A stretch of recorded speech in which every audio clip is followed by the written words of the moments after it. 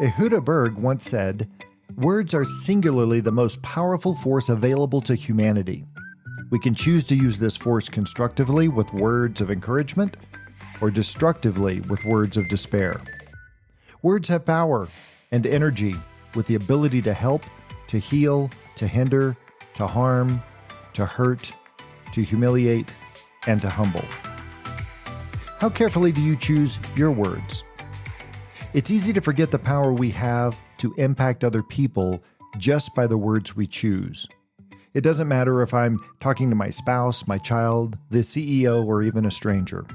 A single word can inspire a nation, heal a relationship, or completely shatter someone's confidence. Today on The Unscripted Mind, we're going to explore why it's so very important to choose our words carefully and how to get the most out of what we say.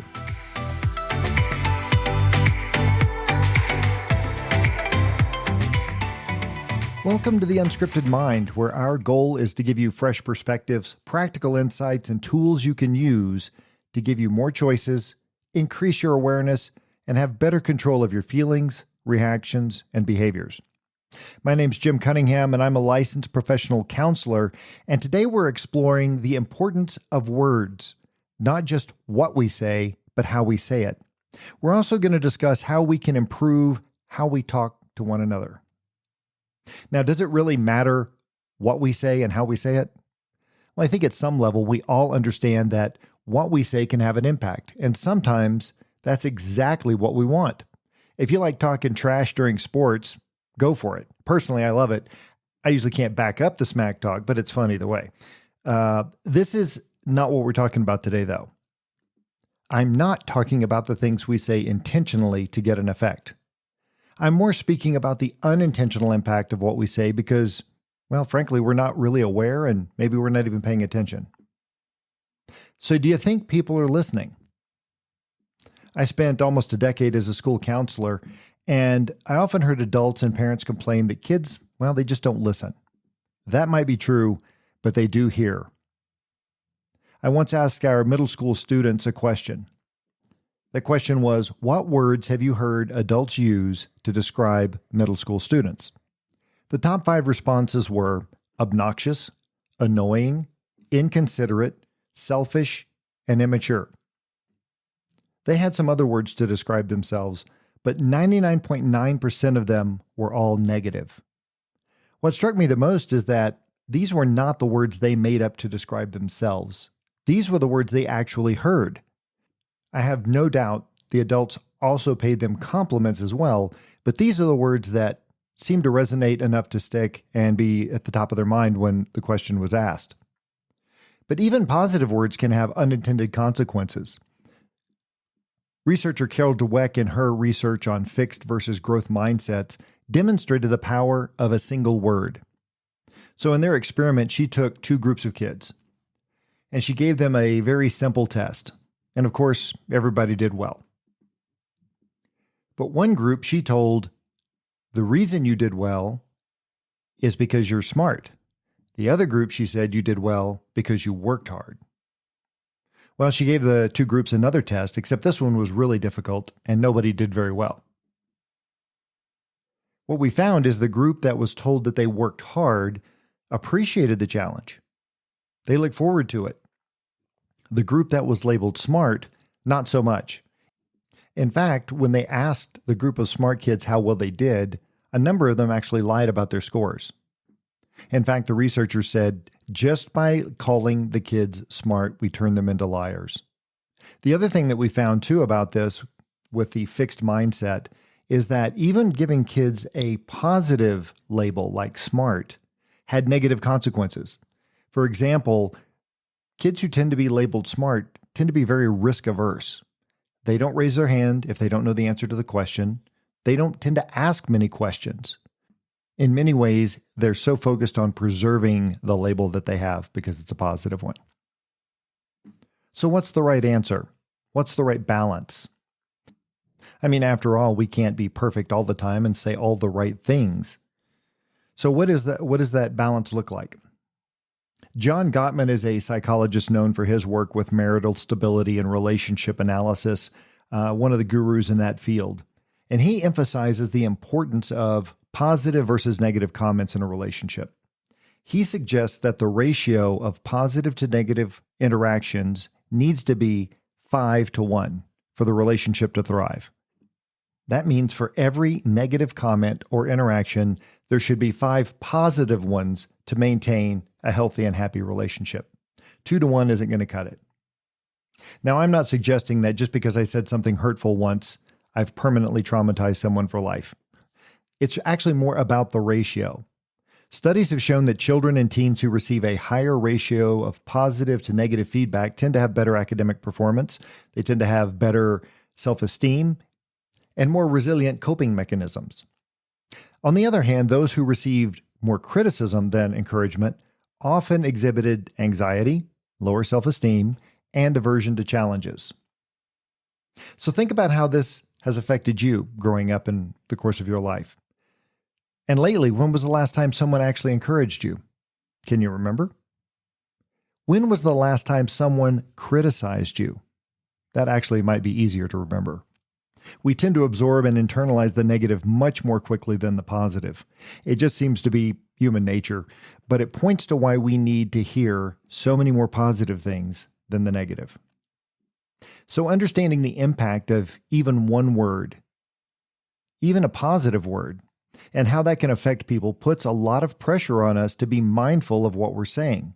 Every word counts. And today's day and age, when we have so little time with people sometimes, it adds even more pressure to every single word. If that's the case, how do we improve our communication by increasing our own awareness of what we say to others?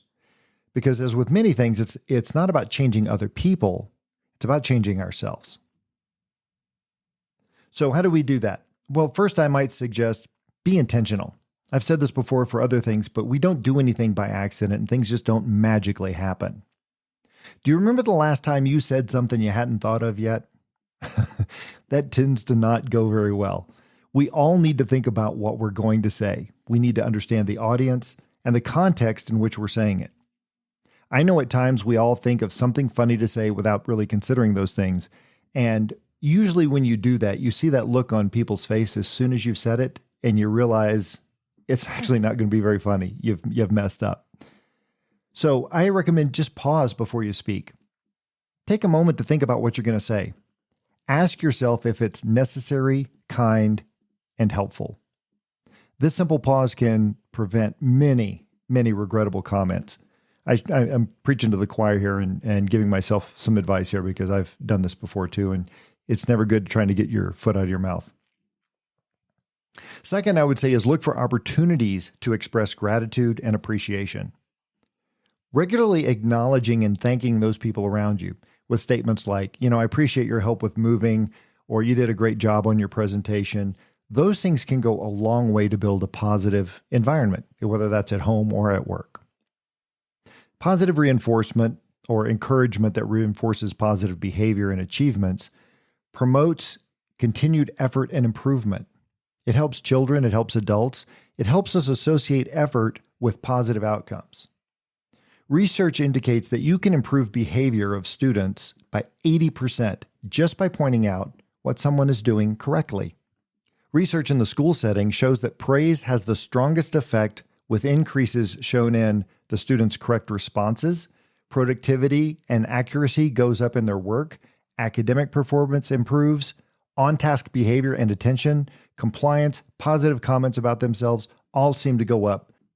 How about the opposite? What if we do too much criticism?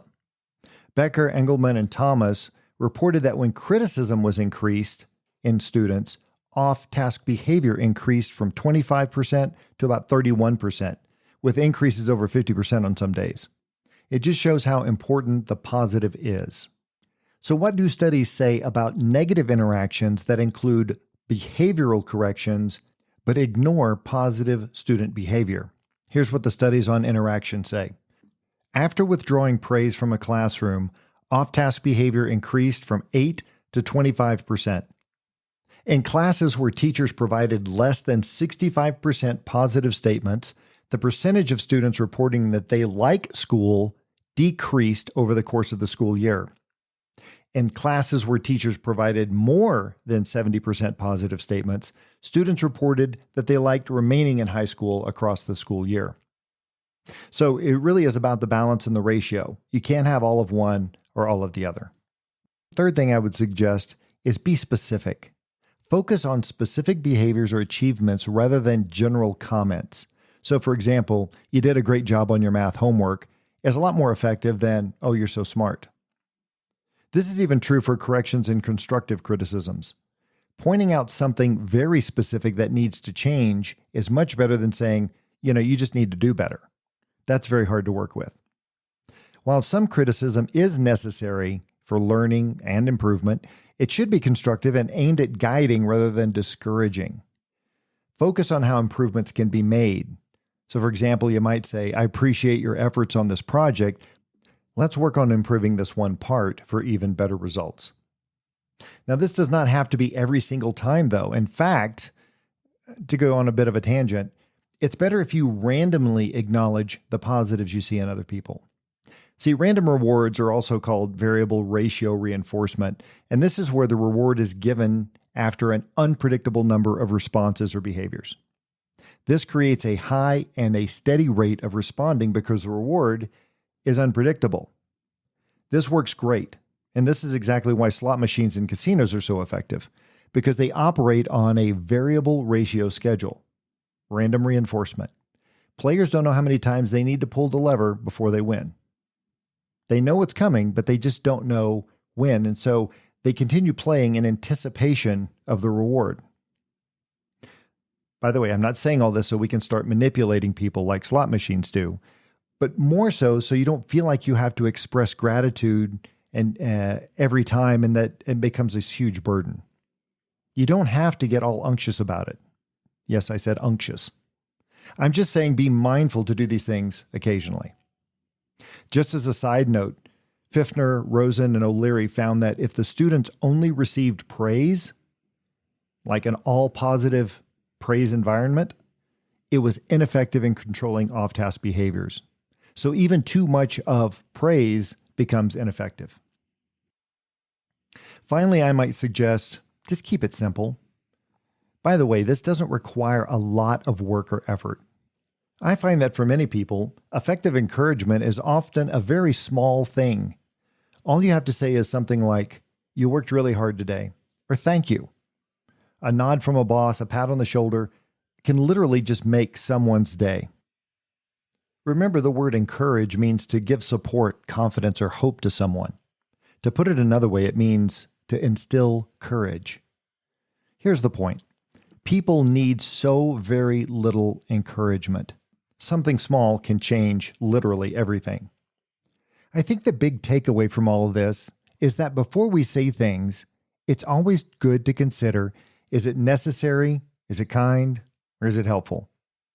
The reason for this is that even though we're entitled to our own opinions, if things aren't necessary, kind, or helpful, we all live in this weird symbiotic kind of world. We all rely on each other. We interact with each other. And as such, the better other people are doing, the better we tend to be also. But if I make somebody unhappy, now I got to deal with that and the unhappiness. It just complicates my own life. But on the other hand, by choosing our words carefully and aiming to encourage and support others, we not only improve our relationships, but also contribute to a more positive and uplifting environment. It's a win-win scenario. Remember, the words we use have a profound impact on the people around us. Let's make them count. I might encourage you just to find one person to thank or to share your appreciation with today. You may never know how much that person might have needed just that one little comment. Thanks for checking us out on the Unscripted Mind today. If you found this episode helpful, please subscribe, follow us, leave a review. We always appreciate that. And also, if you have any questions or topics you'd like us to cover, please include that also. Until next time, remember, life doesn't come with a script. So embrace the unexpected, cherish the unplanned, always stay curious, and have an amazing day. We'll see you next time on The Unscripted Mind.